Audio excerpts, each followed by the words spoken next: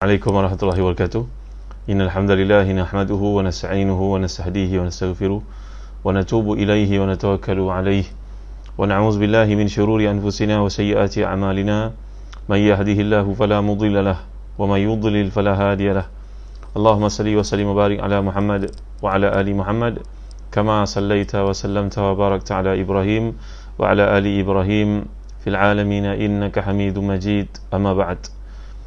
Tuan-tuan dan puan muslimin muslimat yang dirahmati dan dikasihi sekalian, para tamu yang dikasihi dan dirahmati Allah, dimuliakan sekalian yang hadir pada pagi ini, Ummu Aisyah, Jana Yusof, sahabat saya Cik Anwar, Sida Sahak, Azimah Muhammad Ali, Nur Hasanal, Zainal Abidin, top fan kita, Siha Cika, Izzati Ibrahim, ahlan wa sahlan, Cik Ghazali Osman, barakallahu fiik, Nuria Muhammad Din, Nur Hasan dan semua yang hadir pada pagi yang mulia ni. Pagi ni saya bawa satu topik yang lain sikit, iaitu dari kitab yang namanya Azkarul Azkar. Maka tuan-tuan memiliki kitab ini, Azkarul Azkar, yang diterjemahkan sebagai keutamaan zikir, karangan Syekh Al-Imam As-Suyuti. Semalam kita belajar tentang Imam Nawawi. Ini merupakan imam-imam besar dalam mazhab Syafi'i. Jadi saya bacakan biografi Imam Suyuti. Imam Suyuti yang mengarang kitab ini adalah ringkasan daripada kitab Imam Nawawi yang bertajuk Al-Azkar. Maka mereka ringkaskan melihat kepada kepadatannya, panjangnya, mungkin tak semua orang upaya untuk membaca buku tersebut. Maka Imam Suyuti mengambil langkah meringkaskannya, mentahzibkannya, mengikhtisarkannya. Ini tuan-tuan namanya satu khidmat ilmu sebenarnya. Ia tidak mengurangkan nilai kitab yang terdahulu, tapi ia menambah sebenarnya. Jadi mari kita berkenalan dengan Al-Imam As-Suyuti. Orang Melayu kata tak kenal tak cinta. Imam yang mulia ni namanya Imam Al-Hafiz Abu Fadl Abdul Rahman bin Abi Bakar bin Muhammad bin Sabiquddin Al-Khudairi As-Suyuti. Jadi semalam kita dah belajar kepentingan untuk mengadakan kunyah. Kunyah ni gelaran yang merupakan satu doa yang Nabi anjurkan, yang Islam anjurkan. Kalau kita sandarkan kepada nama seseorang, nama bapa, kepada nama anak, walaupun seseorang itu belum berkahwin, walaupun seseorang itu dah berkahwin tapi belum dikurniakan Allah zuriat. Jadi mulai hari ini, Cik Badruddin, Ku Aisyah, Suraya, Nurul Hidayat, Azizah Yaakob, Mini MKI, mari sama kita letak kunyah kepada nama kita, walaupun kita belum berkahwin, walaupun kita belum direzekikan dengan sebarang zuriat. Contohnya seorang itu menamakan dirinya Abu Osman, dia mengharapkan nanti dia dapat anak lelaki, dia namakan Osman. Ada orang pula nak namakan dirinya sebagai Abu Ruqayyah kerana dia suka nama Ruqayyah macam nama anak perempuan Nabi SAW itu. Ada orang yang nak menamakan anaknya besok dengan nama Khadijah, maka dia menggelarkan dirinya sebagai Abu Khadijah. Ini semua merupakan doa panjang umur, doa dapat zuriat dan dapat ikut Nabi SAW. Jadi Al-Imam Suyuti ini, Suyuti adalah nisbah kepada sebuah tempat yang bernama Asyut di Mesir, yang terletak di selatan Mesir.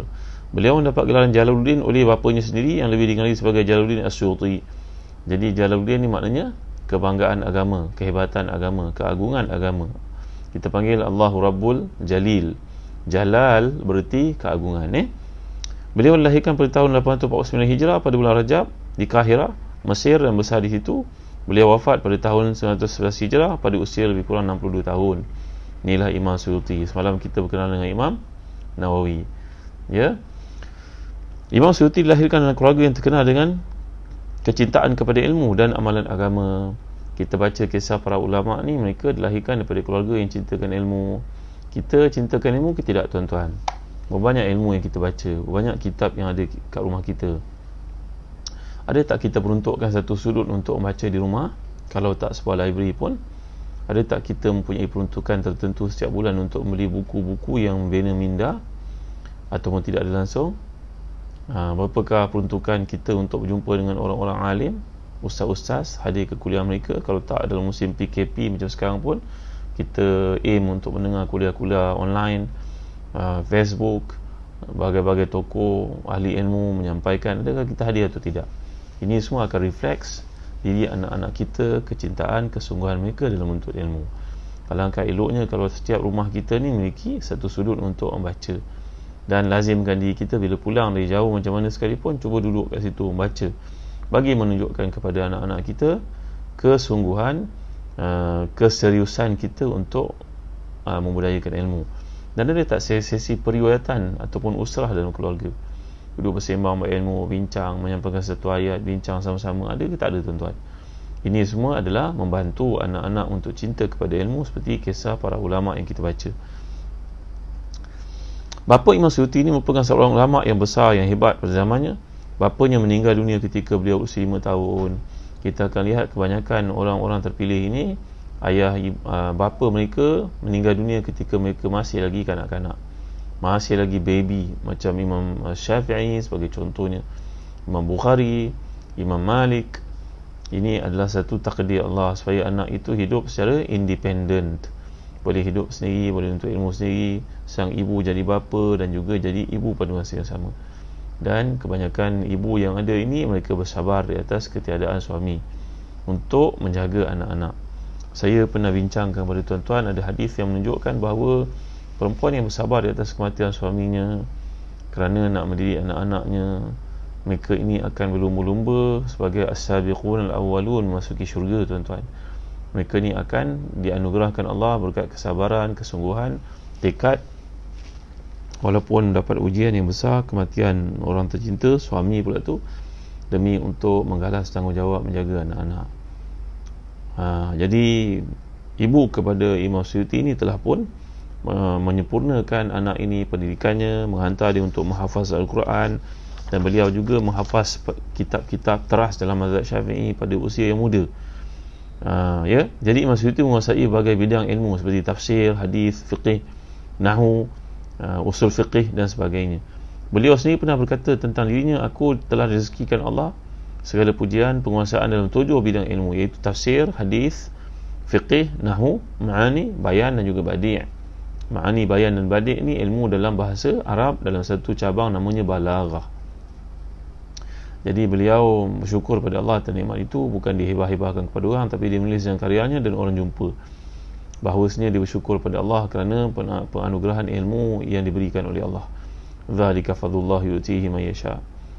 Tak kala orang semua mengumpulkan harta, cenderung kepada harta, condong kepada kebendaan, tapi seseorang itu dipilih untuk cintakan ilmu walaupun hidupnya sederhana, tapi ilmu menjadi jalan ke akhirat, menunjukkan kepada kita GPS menuju Allah. Dan kehidupan orang yang berilmu ini lebih sempurna, kata Sayyidina Ali dalam 10 perkara. Ilmu menjagamu, harta kamu kena jaganya. Ilmu itu bertambah setiap kali engkau menginfakkannya, harta itu berkurang setiap kali engkau melanjakan. Ilmu menjadikan orang itu mulia, harta menjadikan orang itu hina. Ilmu menyebabkan seorang itu disanjung, harta boleh menyebabkan orang itu bergaduh. Imam Ali karamallahu wajhah menjelaskan tentang beza ilmu dengan harta pada 10 perkara, tuan-tuan. Beliau sangat terkenal dengan buku karangannya yang banyak. Muridnya Al-Imam Ad-Dawudi telah menghitung kitab-kitab lengkap dikarang oleh gurunya itu, didapatinya lebih dari 500 buah kitab dalam pelbagai bidang, ada yang besar, ada yang kecil. Ini semua merupakan karamah, tuan-tuan ya, bukan mukjizat. Mukjizat ini untuk para nabi, karamah namanya. Keberkatan yang ada pada waktu mereka melebihi keberkatan yang ada pada waktu kita. Kita zaman sekarang nak bergerak mudah, kereta ada, motosikal ada, kalau nak bergerak jauh ada kapal terbang. Mereka tidak ada, mereka menaiki unta, bagal. Menaiki, kalau yang kaya ada kuda. Imam Suyuti ni bukan orang yang kaya, tak ada kuda pun, tapi mereka mempunyai kehidupan yang sangat bernilai di sisi Allah, berkat. Panas, tuan-tuan, dekat Suyut ni musim panasnya panas macam Sudan, 50 degree, tuan-tuan dimuliakan Allah sekalian, tapi masih punya peluang untuk menulis. Kalau kita panas begitu, apa kita buat? Buka aircon kuat-kuat, tidur. Inilah beza sebahagian daripada kita dengan para ulama, tuan-tuan ya. Antara kelebihan Imam Suyuti adalah kepantasan beliau dalam mengarang. Sebagaimana diceritakan oleh muridnya Dawudi, saya telah melihat guruku menulis dalam satu hari 3 kurasah dalam bentuk karangan dan suntingan. Dia tulis sendiri, dia ambil catat atas kertas, kemudian dikumpulkan, dia panggil kurasah. Kurasah ni macam buku exercise book lah anak-anak kita buat tu. Ini merupakan asas kepada buku besar. Sebelum buat buku besar, buat dia punya plot dulu, dia punya plan dulu apa yang kita nak tulis. Kalau zaman sekarang kita tulis kat komputer, kalau kita nak adjust topik buku itu ataupun chapternya, kita nak ubah anatominya, kita boleh memadai copy paste, mungkin ambil daripada internet mana-mana rujukan, kemudian modify ayat-ayatnya, perkataannya supaya lebih serasi dengan kita. Mereka tak, mereka tulis daripada A to Z, tuan-tuan. Tapi tengoklah keberkatan waktunya, tak ada kemudahan macam kita ni, ada komputer, ada printer, ada apa semua. Mereka tulis tangan. Subhanallah, Masya Allah, Tabaraka wa Ta'ala. Beliau seorang yang sangat zuhud kepada dunia. Para pembesar dan orang kaya selalu datang menziarahinya, menawarkan berbagai-bagai harta yang mahal-mahal, tapi beliau menolak dengan baik kerana enggan menerimanya. Siapa tak nak harta, tuan-tuan? Siapa tak nak kereta besar? Siapa tak nak rumah besar? Siapa tak nak orang banyak boleh melancong sana sini? Siapa tak nak kemudahan, kemewahan? Tapi yang kita bimbang dengan kemewahan, kemudahan itu menyebabkan kita lalai daripada Allah, jauh daripada Allah. Maka para ulama, mereka melihat dunia ni satu racun yang sangat bahaya. Mereka pakai racun untuk meracun benda-benda yang tak diperlukan. Contohnya tanaman tu kena racun, pokok lalang itu kena racun. Perlu pada racun dalam segala keadaan. Kalau binatang macam biawak tu datang ke rumah mengganggu, boleh diracun. Binatang tu memang halal dibunuh, bahkan digalakkan untuk dibunuh. Dia membahayakan ular dan sebagainya, babi hutan dan sebagainya. Tapi dipakai pada tempat yang betul, dengan cara yang betul. Kalau silap-silap air bulan, boleh membahayakan diri sendiri. Inilah persepsi para ulama terhadap dunia. Dunia ibarat racun, tuan-tuan, sangat bahaya. Maka anak-anak murid beliau yang pertama sekali yang terkenal adalah Imam Syamsuddin Muhammad bin Ali bin Ahmad Ad-Dawudi Al-Maliki, Syekh ahli hadis pada zamannya, pengarang kitab Tabaqatul Mufassirin. Selain itu, Imam Syamsuddin Muhammad bin Ali bin Ahmad Ibn Tolun. Ini Ibn Tolun ni adalah satu gelaran yang terkemuka yang punya peranan besar di Mesir. Mereka ada masjid Ibn Tolun, tuan-tuan ya. Imam Syamsuddin Muhammad bin Yusuf bin Ali Asy-Syami Asy-Syafi'i. Ini adalah anak-anak murid kepada Imam Suyuti. Guru-guru beliau, antara gurunya yang ramai yang beliau telah peroleh ilmu daripada mereka di satu tempat. Mereka ni ada bab namanya Rihlah, Tirhal, pergi menuntut ilmu dari satu ke tempat yang lain. Saya pernah cerita pada tuan-tuan, seorang ulama dari Spain namanya Baqi bin Makhlad, yang datang berjalan kaki, yang menghabiskan masa berbelas-belas tahun dalam perjalanan ke Hijaz, ke Maghrib, ke mana, ke Yaman sebagai contohnya. Saya pernah cerita pada tuan-tuan dulu Jadi Imam Suyuti menuntut ilmu dengan ramai guru di merata dunia, merata negara pada masa itu, seperti Mesir, Hijaz, Halab, Syria. Jalan kaki, tuan-tuan, pada waktu itu. Cuba tuan-tuan bayangkan. Imam Suyuti mencatatkan hidup guru-gurunya dalam sebuah kitab bertajuk Al-Munjam fil Mu'jam, memasukkan nama 159 gurunya dalam buku tersebut. Antaranya guru beliau yang sangat beliau sayangi namanya Imam Jalaluddin Muhammad bin Ahmad bin Muhammad Al-Mahalli. Bersama dengan guru ini, mereka telah pun mentafsirkan sebuah tafsir yang dinamakan sebagai tafsir Jalalain. Tafsir Jalalain, tuan-tuan doakanlah saya dalam proses untuk menterjemahkan tafsir Jalalain ini, tuan-tuan, di Telaga Biru. Yang izin Allah, mudah-mudahan pada tahun hadapan kami siapkan kitab ini.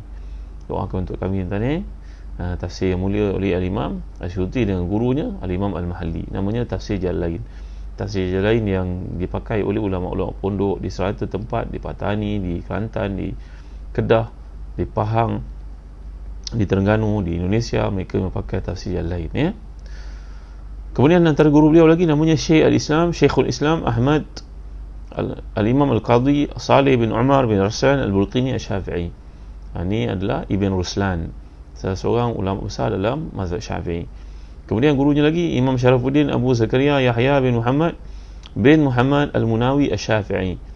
Ini adalah seorang imam besar dalam mazhab Syafi'i. Begitu juga Imam Muhaddits Ahmad bin Muhammad Asy-Shumuni Al-Iskandari. Iskandari ini tempat nama Iskandariah. Dan begitu juga Imam Muhyiddin Al-Kafiyaji. Ini antara guru-gurunya daripada 159 orang guru. Saya dah cerita pada tuan-tuan semalam, dalam hidup ni pelbagaikan guru kita. Tak semua orang hebat dalam tafsir, tak semua orang hebat dalam hadis, tak semua orang hebat dalam usul fiqih, tak semua orang hebat dalam sirah. Maka kita kena ada kepelbagaian untuk ilmu. Kalau hari ini penilaian kepada keahlian itu dinilai mungkin pada degreenya, pada mastersnya, pada PhD-nya. Kalau orang belajar daripada Morocco, penekanan sangat kuat kepada bab hadis. Kalau orang belajar di Mesir, penekanan sangat kuat pada usul fiqih, pada contohnya fiqih dan juga hadis. Kalau orang belajar kat Jordan, mereka ada guru-guru tafsir contohnya. Orang belajar kat Syria, mereka yang alim dalam berbagai ilmu. Maka kita mencari kepelbagaian corak ilmu, belajar daripada ramai orang. Jangan belajar pada seorang saja. Bila kita belajar dari seorang saja, nanti wujud perasaan fanatik, ta'assub, seolah-olah guru itu menguasai segala-galanya. Baik. Antara buku karangan Imam Syafi'i, Imam Suyuti ini melebihi 500 seperti yang telah dinyatakan tadi. Antaranya Al-Itqan fi Ulumil Quran. Alhamdulillah saya pernah belajar kitab ni ketika di Jordan. Tafsir yang lain, alhamdulillah saya belajar di pondok di Melaka, di Nuriyah, dan juga di Jordan. Al-Ashbah wal Nazair fi Lughah, ini pun saya belajar di Jordan, alhamdulillah. Al-Ashbah wal Nazair fi Furu' Asy-Syafi'iyah, ini dalam usul fiqih. Kemudian Tarikh Al-Khulafa, kitab berkaitan dengan sejarah, menceritakan latar belakang sejarah para khulafa, para pemimpin-pemimpin Islam, dan mereka, isteri mereka, anak-anak mereka, kerja mereka, kecenderungan mereka, hobi mereka. Ini satu kitab yang sangat unik, tuan-tuan. Dia mengumpulkan daripada ribuan rujukan oleh Imam Suyuti dengan keberkatan waktu telah kita nyatakan tadi. Kemudian Al-Hawi lil Fatawi, ini kitab fatwa. Ad-Durrul Manthur fi Tafsir Al-Ma'thur, ini selalu saya gunakan dalam tafsir bersama dengan tuan-tuan dalam sesi tafsir pada waktu malam. Jam'ul Jawami' dalam usul fiqih. Tadrib Ar-Rawi dalam usul hadis. Ini antara karya beliau. Jadi banyak lagi karya beliau. Saya telah nyatakan tadi lebih 500 buku dengan keberkatan waktu yang beliau miliki. Setengah mengatakan kerana Imam Suyuti ni banyak dulu kat library pada zamannya menulis, tapi ternyata buku tulisannya bukan ditiru tulisan orang, tulisan dia sendiri. Memang dia punya uslub sendiri. Kalau kita kaji gaya bahasa Imam Suyuti ni sangat kuat, rasin, kuat dengan tarjihnya, dengan bicaranya, bukan dia ciplak orang punya, tuan-tuan. Menunjukkan keberkatan waktu yang kita nyatakan tadi. Subhanallah, masya-Allah, tabaraka wa ta'ala. Allahu akbar, la ilaha illallah, Muhammadur Rasulullah. Islam dah mula menarafkan ilmu, kan tuan-tuan. Orang yang punya kedudukan seperti ini dipanggil imam. Ketika barat pada masa itu masih lagi lelakinya pakai skirt, pakai stokin ketat macam sarung pedang tu. Itulah pakaian orang lelaki di Eropah. Ketika ulama Islam dah ada serban, dress code mereka sendiri.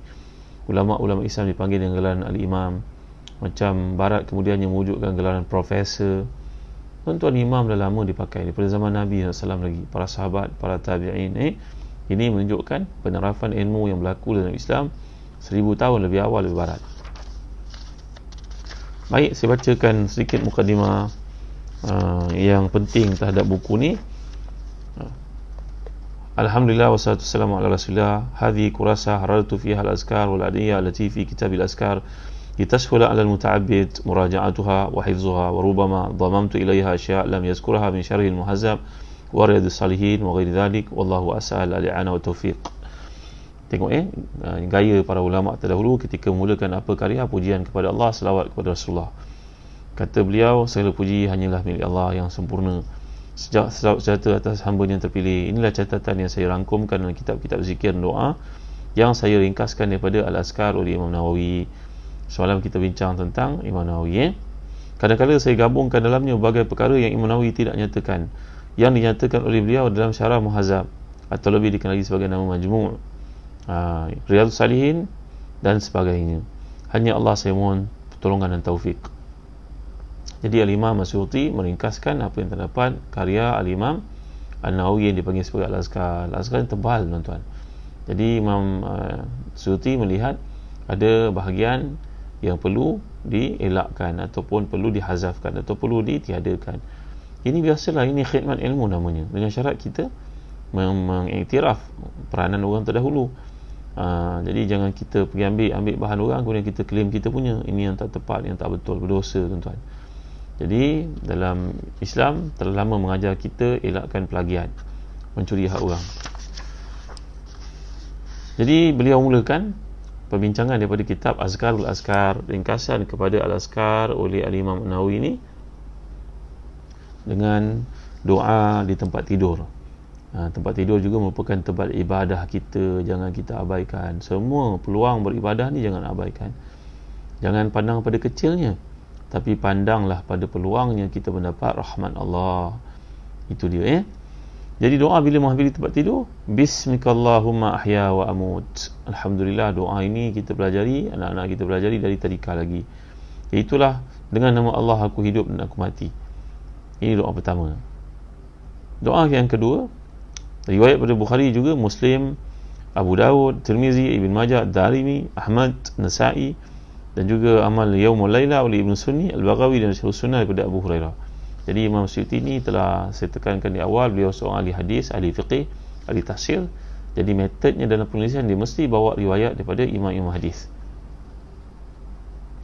Doa yang kedua, Bismika Rabbi wada'tu janbi wa bika arfa'uhu in amsakta nafsi farhamha wa in arsaltaha fahfazha bima tahfazu bihi ibadaka salihin. Ya Allah, dengan namamu aku meletakkan lambungku, dengan namamu juga aku mengangkatnya. Kalaulah engkau tamatkan hidupku di sini, mati aku dalam tidur ini, maka kasihanilah diriku. Kalau engkau lepaskan roh itu, kalau engkau kekalkan kehidupannya, pada hari esok dapat hidup lagi, maka berilah kepadaku penjagaan sebagaimana engkau menjaga hamba-hambamu yang salih. Jadi kadang-kadang ada orang yang mati dalam tidurnya, jadi dia siap-siap buat satu permintaan kepada Allah.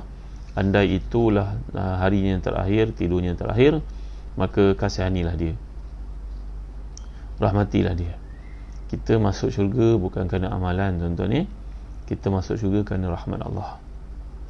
Masuk Nabi SAW sendiri pun bersabda demikian. Setiap orang masuk syurga mendapat keridhaan Allah dengan rahmatnya, bukan dengan amalannya. Jadi kita minta siap-siap sebelum tidur, ya Allah, kalaulah ini takdirnya tidur aku yang terakhir, maka jadikanlah aku seorang yang dirahmati olehmu. Kalau engkau panjangkan umur aku pada hari esok, maka jagalah diriku sebagaimana engkau jaga hamba-hambamu yang salih. Jaga daripada apa, tuan-tuan? Jaga daripada gangguan sihir, jaga daripada gangguan syaitan, jaga daripada perbuatan khianat orang, jaga daripada kemalangan, jaga daripada penyakit. Maka ini doa yang sangat baik untuk kita amalkan. Kata para ulama syurahul hadis, kenapa ada banyak versi doa Nabi ini? Bagi menunjukkan kita kena rebut kasih sayang Allah dan banyakkan berdoa. Berbagai-bagai pattern doa itu diamalkan Nabi kita, maka kita ikut. Hari ini buat ini, besok yang tu, lusa yang lain lagi. Maka berbagai-bagai angle kita minta kepada Allah Subhanahu Wa Taala. Doa yang ketiga, nak tidur ni saja berbanyak doa yang diajar. Allahumma inni aslamtu wajhi ilaika wa fawwadtu ilai amri ilaika wa alja'tu zahri ilaika raghbatan wa rahbatan ilaika la malja'a wa la manja minka illa ilaika amantu bi kitabika alladhi anzalta wa bi nabiyyika alladhi arsalta. Ya Allah, aku serahkan diriku kepadamu, aku pasrahkan kepadamu segala urusanku, aku sandarkan belakangku kepadamu kerana cinta dan takut kepadamu. Tiada sandaran dan keselamatan daripada murkamu melainkan dengan ridhamu. Aku beriman kepada kitabmu yang kau turunkan dan nabimu yang kau utuskan. Jadi ini sekali lagi ikrar kita kepada syahadah. Kerana kita mungkin terlupa, maka kita perbaharui akad kita dengan Allah SWT. Ya Allah, kepadamu aku menyerahkan diriku, aku menyerahkan segala urusanku kepadamu. Hari ini aku tak ingat adakah aku berhutang dengan orang ataupun orang berhutang dengan aku. Aku serahkan semuanya padamu, ya Allah. Aku menyandarkan belakangku kepadamu, ya Allah. Bayangkan, tuan-tuan, dalam kepenatan hidup ini, kalau kita banyak sangat berfikir, kita tak maju ke depan. Tapi bila kita mengalami satu benda, kita serah pada Allah. Ya Allah, aku dah buat yang terbaik, aku dah istikharah denganmu, tapi inilah yang berlaku. Aku tak ada tempat lain untuk mengeluh melainkan kepada Engkau, ya Allah.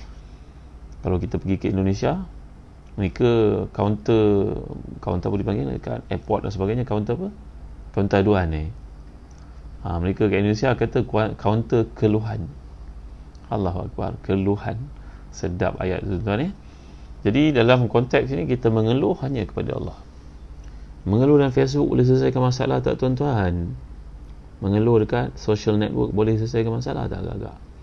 Kita pula orang perempuan, tak payahlah, tuan-tuan, mengeluhlah kepada Allah. Bayangkan kita dalam kepenatan berjalan ni ada tempat untuk bersandar, dan sandaran kita semata-mata adalah Allah. Kerana tiada tempat lain mengharap melainkan kepadanya sahaja. Ya, jadi dalam hadis ini, doa ini Nabi mengajar kita untuk sekali lagi memperbaharui ikrar kita dengan Allah, iaitu mengatakan kepadamu sahaja tempat aku menyerah diri, ya Allah. La malja'a wa la manja minka ilaika. Tiada tempat untuk lari dan untuk pergi melainkan kepadamu sahaja. Kalau Imam Ghazali buat contoh, umpama seorang anak bergaduh dengan ibunya pada waktu tengah hari kerana satu perkara. Anak kecil lelaki ni bergaduh dengan ibunya. Ibunya pun pial telinganya, dia pun lari keluar di rumah. bertemu kawan-kawan, bermainlah dia dengan kawan semahu-mahunya sampailah ke petang. Menjelang hampir maghrib, budak kecil ni lihat matahari nak terbenam, kawan-kawan pun pulanglah ke pangkuan ibu masing-masing. Terlupa laparnya, terlupa budak kecil kan, terlupa tanggung tak ada, memang tak ada kerja pun. Tapi akhirnya dia pun tengok semua kawan-kawan pulang. Dia nak pulang ke mana tuan-tuan? Ni cerita orang kat kampung dulu-dulu ni. Dia nak pulang mana? Pulang ke rumahnya juga. Tapi nak pulang ke rumah, malu dengan ibu. Tadi bergaduh dengan ibu kan. So duduk dekat pintu rumah belakang tu, kais, kuis, cakar pintu. Ibu pun ingat ada kucing ke apa kat luar rumah. Ibu buka pintu, Allah anakku. Terlupa dia kesalahan kita beberapa jam yang lalu kan tuan-tuan. Macam itulah kita dengan Allah. Walillahil masalul a'la. Tak boleh kita samakan dengan Allah. Tapi nak bayangkan memang tiada tempat untuk anak ini pergi melainkan kepada ibunya juga. Maka demikian juga tuan-tuan, kita dalam kehidupan tiada tempat melainkan Allah SWT. Walaupun kita buat banyak hal dengan Allah, walaupun kita banyak buat silap dengan Allah, kita banyak dosa dengan Allah, kita banyak kekurangan, tapi tiada tempat untuk pergi melainkan kepada Allah juga tuan-tuan. La ilaha illallah Muhammadur Rasulullah. Masya Allah, tabaraka wa ta'ala. La ilaha illallah, subhanallah. Jadi doa ini kita amalkan untuk mengiktiraf, ya Allah, aku banyak dosa, ya Allah, aku tiada tempat untuk pergi, ya Allah, kepada Engkau saja. Engkau lah tempat untuk aku bersandar, aku mengharap, aku minta, aku merayu, aku mengeluh. Subhanallah, Masya Allah, tabaraka ta'ala. Kalau kita lihat orang menyanyi, mengeluarkan nada-nada keinsafan, menyanyi tak cukup tuan-tuan, menyanyi sana, menyanyi sini, tak, mintalah kepada Allah. Tak payah cerita macam orang meninggal dunia kan. Kita masing-masing pun hantar forward kan, doa-doa baguslah. Tapi kita doa tak soalannya. Kita tolong forward je, tak doa pun. Apa salahnya kalau kita sembahyang sunat duha, kenang orang yang meninggal dunia tu diampunkan baginya oleh Allah dosa-dosanya. Satu ketika diceritakan oleh Imam Ibn Rajab dalam kitabnya Jami' Al-Ulum Wal-Hikam, ada dua orang musafir. Musafir zaman dulu menaiki bagal ke, himar ke, unta ke. Tiba-tiba datang seorang request, boleh tak saya menumpang kamu berdua? Saya pun nak pergi tempat yang sama, tanya tempat sama, boleh tak saya tumpang? Mari. Orang dua orang baik, bersahabat baik. Dalam perjalanan pulang ke negeri itu, mereka dalam perjalanan itu, tiba-tiba seorang tu meninggal dunia tuan-tuan. Kawan baik yang asal A dengan B ni, C datang kemudian, B ni meninggal dunia, sakit meninggal dunia perjalanan. Allahu Akbar. Tinggallah A dengan C yang baru berkenalan tadi. Maka mereka pun menyegerakan jenazah B, mandikan, menyembahyangkan, mengebumikan. Maka bila pulang ke rumah, A dengan C sampai ke negara, sampaikanlah wasiat si mati, sampaikanlah hartanya. Maka si A melihat dalam mimpinya. Mimpi ni bukan hujah, tapi dia mimbabi raqaib. Maksudnya dia ni satu hiburan untuk orang beriman. Kerana Nabi menyatakan bahawa bila akhir zaman, mimpi orang salih ni juz'un min arba'in wa min sittatin wa arba'ina juz'an min nubuwah. Mimpi tinggal 1/46 daripada kenabian. Maknanya mimpi orang salih ni ru'ya as-salihah. Mimpi orang salih ni satu hiburan daripada Allah, satu pemberitahuan daripada Allah untuk menghiburkan hatinya. Macam orang salih mimpi jumpa Rasulullah lah contohnya. Maka sahabat yang A yang telah kematian, sahabat baiknya B tadi, bermimpi. Dalam mimpinya dia melihat B masuk syurga, pakaiannya, kenikmatan di pulang. Dia tanya, fulan kau masuk syurga? Ya. Kenapa kau masuk syurga? Kerana rahmat Allah, berkat doa C yang menyertai kita dalam rombongan pulang. Bukan aku. Kau punya doa ada juga, tapi doa dia dipandang Allah. Maka A pun pergi jumpa dengan C dan berkata kepadanya, kau ada apa amalan fulan? Aku nak tanya kau lah satu benda penting. Aku tanya, apa amalan kau? Tak ada apa, aku orang sembahyang jaga, sembahyang sunat jaga, itu je aku buat. Aku jujur, itu baru. Sekarang aku tanya kau, apa doa kau untuk sahabat kita yang mati tu? Aku doa pada Allah, ya Allah, aku tak kenal dia, tapi kau lebih mengenalnya. Maka Allahumma arham gurbatahu warham mawqifahu amamaka. Ya Allah, ampunkan dosa fulan. Aku tak kenal dia, aku tak tahu latar belakang dia, aku baru berkenalan dengannya. Kerana rahmatmu meluasi segala-galanya, engkau ampunkanlah dia. Kasihan dia, kasihanilah dia dalam keseorangan dia di alam kubur. Kasihanilah dia keseorangan dia ketika bertemu denganmu di akhirat. Dan kau Maha Pengampun. Kalau dia ada silap, ampunkan dia. Maka yang A ni berkata pada C, wahai fulan, gembiralah engkau kerana doa engkau dimustajab. Allah, aku lihat fulan tu masuk syurga fulan. Oh ya ke? Itu je doa aku tak kenal dia, engkau lebih kenal dia. Aku doa pada Allah biarlah dia dapat keampunan kalau dia buat kesalahan. Kasihan ini dia. Jadi gitu juga tuan-tuan, kita dalam WhatsApp group terima mesej kematian orang, kita tak kenal pun orang tu. Kita tak kenal, sebab kita orang kampung, mungkin kawan di kampung, kawan tempat tinggal, mungkin kita pun tak kesempatan nak jumpa dengannya di masjid. Doakan untuk dia. Kalau boleh buat sembahyang gaib, buat sembahyang gaib untuk si mati. Dengan orang mati kat kampung, kita musim ni susah nak bergerak, doakan untuk mereka.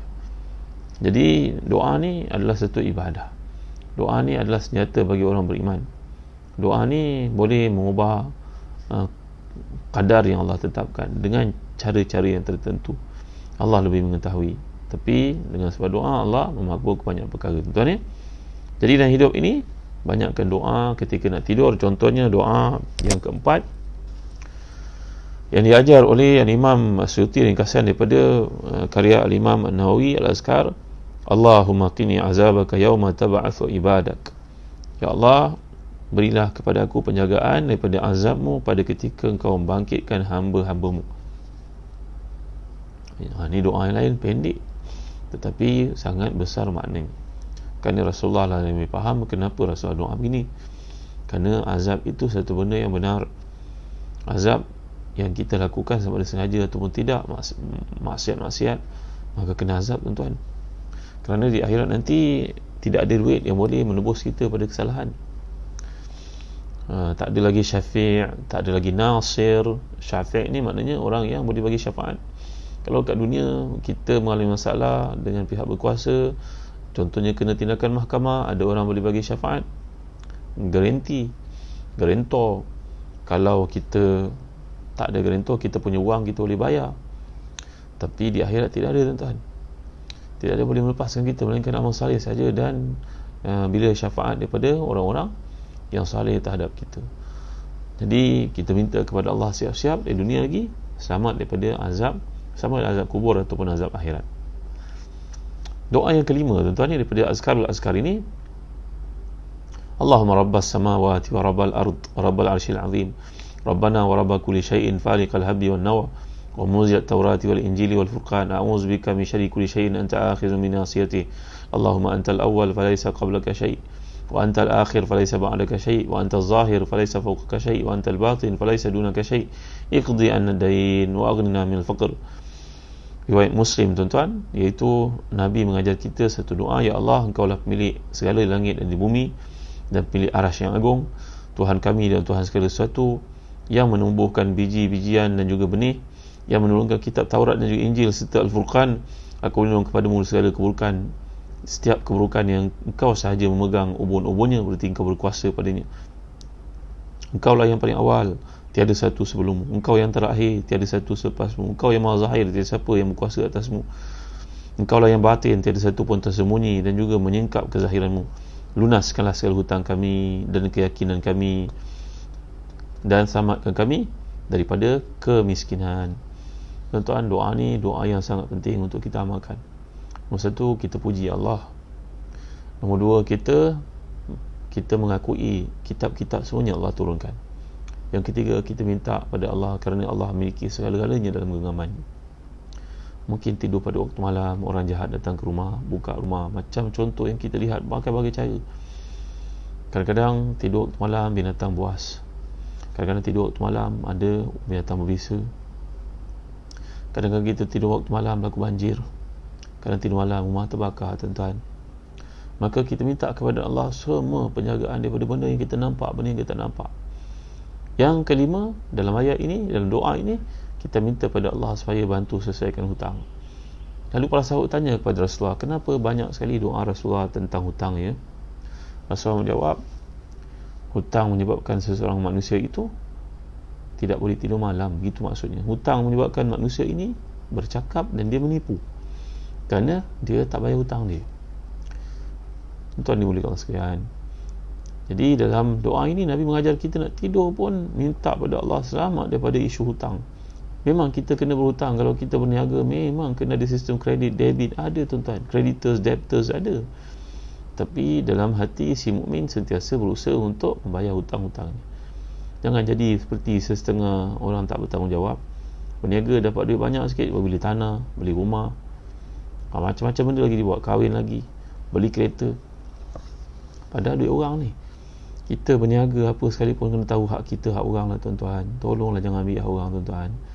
Nak tak kita kalau kita mati nanti orang cakap bapak dia tu penipu? Nak tuan-tuan, boleh terbayang tak benda tu agak-agak? Dan hutang ni menyebabkan seorang menipu, memang benar. Kata Nabi, kalau orang tu berhutang, idza haddatha kazaba, dia bercakap dia akan bohong.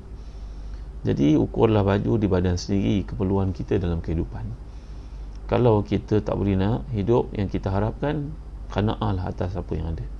Manfaatkanlah orang keliling kita, anak-anak kita, keluarga kita. Pergi jual nasi lemak pun tak mengapalah tuan-tuan, kalau itu survival kita, daripada kita pinjam kat orang tak tahu bila nak pulang. Jadi dalam doa ini Nabi memberi penekanan kepada aspek hutang dan selamatkan kami daripada kefakiran. Zaman sekarang ni menyaksikan ujian besar kepada orang Islam. Kerja tak ada, dibuang kerja, nak minta kerja pun susah, berniaga pun tak jalan, belum berjalan lagi kalau tak kreatif. Maka beban yang ada atas hidup kita, liability, rumah, kereta, mungkin akan jadi satu isu besar dalam hidup. Maka mintalah kepada Allah dengan doa ini setiap malam sebelum tidur tuan-tuan. Di frasa yang terakhir daripada doa ni, iqdi anad dain wa aghnina minal faqr. Ya Allah, ya Tuhan kami, bantulah kami membayar hutang-hutang kami dan selamatkan kami daripada kemiskinan. Ingat ya, orang yang mati dalam keadaan hutang, walaupun dia mati syahid sekalipun, rohnya akan tersekat, dia masuk syurga sampailah hutang itu dibayar oleh anak-anaknya, ataupun nanti ke akhirat bertemu dengan orang yang hutang itu, Allah selesaikan kok mana. Tapi selagi tak selesai, orang semua masuk syurga, dia tersekat. Dia tersekat dan nampak dah syurga tu, tapi tak boleh masuk. Macam orang tersekat kat border lah tuan-tuan. Kita nak masuk ke Saudi buat umrah kan, dan nampak dah kat depan tu, tapi tersekat duduk kat immigration tu, tak selesai, tak tahu apa masalah. Jadi ini adalah doa yang penting. Doa yang terakhir kita pada hari ini tuan-tuan, saya nak bawa sikit saja. 7.30 kita berhenti, kita sembahyang sunat syuruk. Nanti lagi setengah jam sampai ada kesempatan sembahyang sunat duha. Duha bermula lebih kurang setengah jam lepas syuruk ataupun isyraq. Baik, hadis yang ke-6 iaitu doa Nabi ketika nak tidur. Allahumma inni a'udzu biwajhikal karim wa bi kalimatikat tammah min syarri ma anta akhizu min nasiyati. Allahumma anta takshifu al-maghram wal ma'sam. Allahumma la yuhzam junduk wa la yukhlafu wa'duk wa la yanfa'u zal jadd minkal jadd subhanaka wa bihamdik. Dalam doa riwayat Abu Dawud dan Nasa'i dengan sanad yang baik ini tuan-tuan, Nabi mengajar kita doa nak tidur malam. Ya Allah, sungguhnya aku berlindung dengan wajahmu yang mulia, kalimah-kalimahmu yang sempurna dari kejahatan makhluk yang engkau memegang ubun-ubunnya. Ya Allah, engkau lah yang menghilangkan punca hutang dan juga punca dosa. Tengok, lagi sekali Nabi sebut isu hutang. Minal maghram wal ma'tham. Maghram ni maknanya adalah sebab-sebab kita berhutang yang tak perlu. Ma'tham, sebab-sebab kita buat dosa. Duduk kat rumah tak ada kerja, tengok pula movie pula macam-macam benda ditunjuk kat situ. Sekarang ni movie bukan ada sekatan dari Finas dah, boleh akses terus daripada direct daripada luar. Maka duduk seorang-seorang kat rumah, tengok benda-benda maksiat, tak ada siapa pun nak tegur, tak sedar pun Allah pantau. Jadi memerhatikan dalam hidup ini, kita mohon kepada Allah diselamatkan daripada terjebak dengan dosa daripada akar umbinya. Ma'tham, sebab-sebab melakukan dosa. Allahumma la yuhzamu junduk. Ya Allah, tenteramu tidak dapat dikalahkan. Wala yukhlafu wa'duk, janjimu tidak akan dimungkiri. Wala yanfa'u dzal jadd minkal jadd, tidak manfaat orang yang mempunyai kedudukan melainkan dengan izinmu. Subhanaka wa bihamdik, maha suci zatmu dan puji bagimu. Doa yang Nabi pelbagaikan dalam versi ini bertujuan untuk cover berbagai-bagai area dalam kehidupan, iaitu supaya kita dapat tidur malam. Kalau tak tidur malam kena hutang, kalau tak dapat tidur malam terfikir tentang hutang, rumah ni macam nak bayar.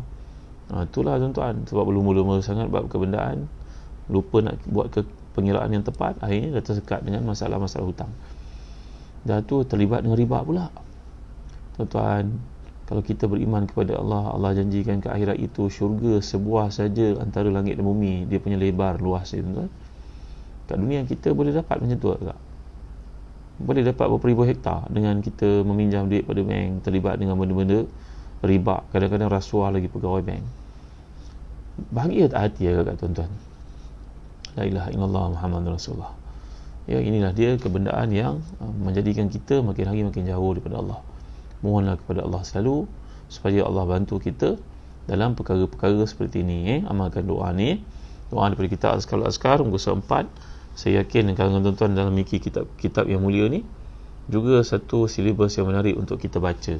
Sebab Al-Azkar oleh Imam An-Nawawi itu tebal, besar. Maka datang Imam Suyuti menghargai jasa Imam An-Nawawi, dia ringkaskan, jadilah Azkarul Azkar. Bagi siapa yang ada kesempatan nanti bolehlah baca kitab ini, boleh baca sendiri sebenarnya.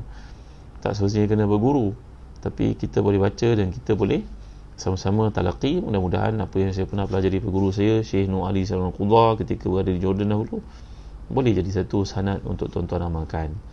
Ia satu sanad syaraf, satu sandaran kemuliaan. Bila kita belajar orang itu bukanlah perkara wajib, kerana hadis dah selamat dibukukan, tidak ada ruang lagi untuk kita pada hari ini untuk mengatakan ini sahih pada pandangan kita. Kajian kita tak mendalam macam orang terdahulu. Mereka telah buat penapisan yang terbaik untuk kita pakai pada hari ini. Sekian setakat ini saja dulu tuan-tuan. Mudah-mudahan Allah memberkati kita, beri pada kita kesempatan. Mari kita sama-sama sembahyang sunat syuruk.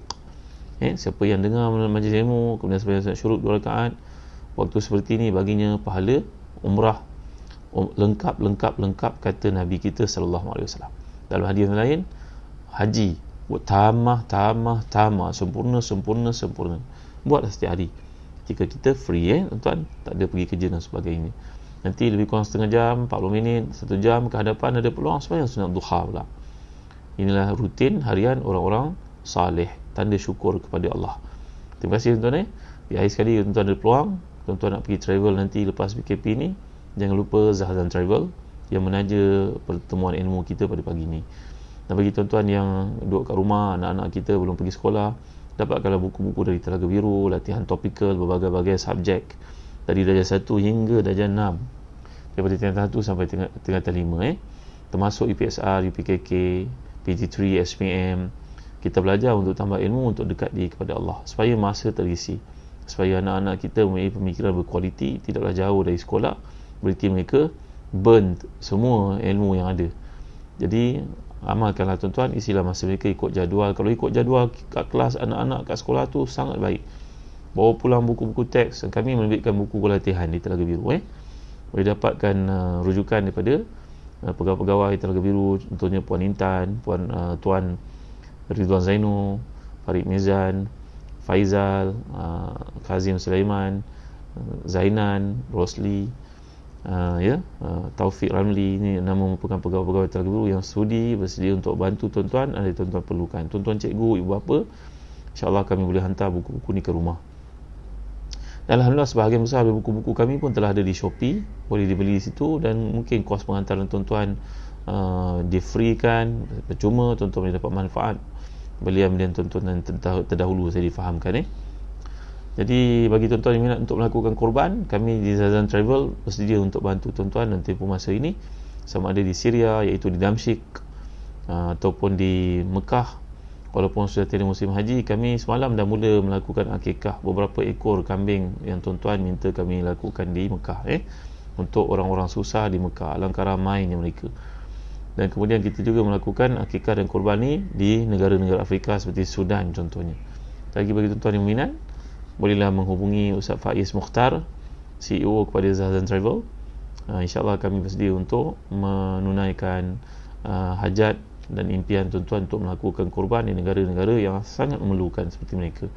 Kita Malaysia makanan banyak, alhamdulillah. Di sana di Syria mereka tak jumpa daging melainkan setahun sekali saja. Kesan daripada peperangan menghilangkan pencarian mereka, gaji yang ada pun tak cukup nak beli makanan. Mudah-mudahan dengan bantuan tuan-tuan itu akan meringankan upaya mereka saudara-saudara Islam kita di Syria. Setakat ini saja dulu. Wallahu a'lam. Sallallahu ala sayyidina Muhammad wa ala alihi wasallam. Alhamdulillahirabbil alamin. Allahumma fil lana dhunubana wa israfana fi amrina wa sabbit aqdamana wa sunna 'alal qaumil kafirin. Allahumma salli wa sallim wa barik ala Muhammad wa ala ali Muhammad kama sallaita wa sallamta wa barakta ala Ibrahim wa ala ali Ibrahim fil alamin innaka Hamidum Majid. Allahumma la khaira illa khairuk wa la tayra illa tayruk wa la ilaha ghairuk. Allahumma ati nufusana taqwaha wa zakkiha anta khairu man zakkaha anta waliyuha wa mawlaha bi rahmatika ya arhamar rahimin. Allahumma tahhir qulubana min nifaq wa amalana min riya wa alsinatana min al-kadhib wa a'yunana min al-khiyana fa innaka ta'lamu ma kha'inat al-a'yun wa ma tukhfi as-sudur. Rabbana innana amanna bima anzalta wattaba'na rasula faktubna ma'asy syahidin. Rabbana atina min ladunka rahmatan wa hayyi lana min amrina rashada. Rabbana atina fid dunya hasanah wa fil akhirati hasanah wa qina azaban nar. Wa sallallahu ala sayyidina Muhammad wa ala alihi wa sahbihi wa sallam. Alhamdulillah. Ada tuan-tuan yang bertanya Telegram Ustaz Zahazan nanti saya minta tolong kalau ada sahabat yang ada kat sini untuk masukkan nama Telegram saya untuk disertai oleh tuan-tuan perempuan. Kami ada grup Telegram dan juga ada WhatsApp group, tapi WhatsApp group ni nampaknya dah penuh. Telegram masih ada kekosongan. Mudah-mudahan kita dapat menyalurkan informasi, ilmu, nasihat dan sebagainya. Dan mudah-mudahan ada jalinan hubungan berbagai bentuk, berniaga, apa sahaja yang baik-baik untuk sekalian kita dalam Telegram Ustaz Zahazan. Bahkan di Facebook ini pun tuan-tuan boleh manfaatkan. Bagaimana caranya, tuan-tuan boleh tanya kepada orang keliling kita bagaimana kita boleh memanfaatkan perhubungan ukhuwah yang ada di sini. Dan kuliah tafsir saya adakan setiap malam setakat hari ini pada pukul 9 malam. Kalau tuan-tuan ada kesempatan, silalah hadir di Facebook ini setiap malam pada jam 9. Sekian, Assalamualaikum warahmatullahi wabarakatuh.